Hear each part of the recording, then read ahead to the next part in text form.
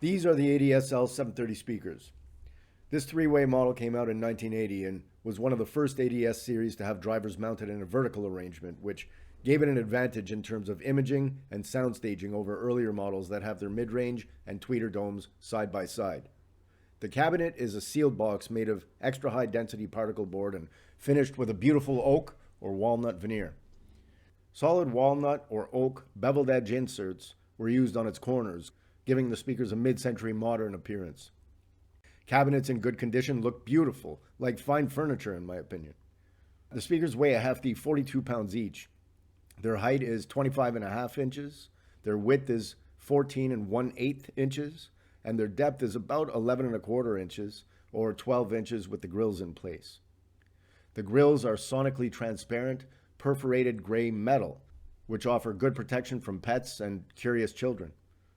They have binding posts at the back for cable connection, which are much nicer than the spring clips used in earlier models. The panel at the back of the speaker also houses 2 fuses per speaker to help protect them from being overdriven. Note, though, that only one of the fuses is active while the other is a spare. The front baffle of the speaker is finished in piano black. It houses 3 drivers, which include a 3/4 inch soft dome tweeter, a 1.5 inch mid-range dome, and a 10-inch extra long throw paper cone called a stiff light driver that has a honeycomb construction and a low total moving mass. The tweeter and the mid-range domes both have exposed leads, which give the speakers a studio monitor type of appearance.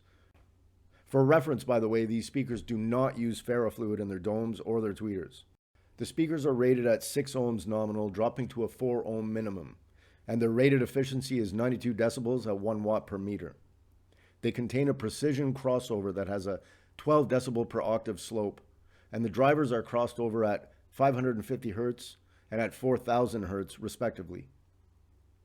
Their frequency range is listed as 30 Hz to 23 kHz, plus or minus 3 dB, and their power handling is rated at 100 watts nominal with a 175 watt maximum.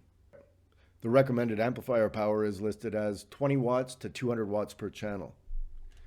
At the time of their release, they retailed for approximately $365 US per speaker, which is coincidentally $730 per pair, just to point out. And they had optional black metal bases that cost $66 US per pair. Now, I don't have enough first-hand experience with these yet to give them a full report, but I do have some observations so far. First, they're finicky as hell about placement and can really suck till you get it right. But once you get good placement, you're rewarded with a humongous, smooth, and very open sound field. The sound takes a few moments to get used to because it's just so much more information compared to my two-way speakers, but it can become really mesmerizing. I've said it already and I'll say it again. When I go back to my two-way speakers, they almost sound broken by comparison.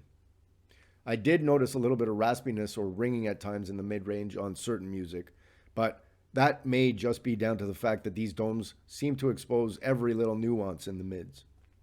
I'm not sure if these speakers play all types of music, as did the 472s and the 572s that I had, but I'll be figuring that out over time. I'm really looking forward to getting my exposure amp back from its upgrade to see how it handles these guys, but until then, I'll happily use my Sugden to drive them. So that's all I've got for you at the moment, guys. Thanks for watching, and we'll see you in the next video. Bye for now.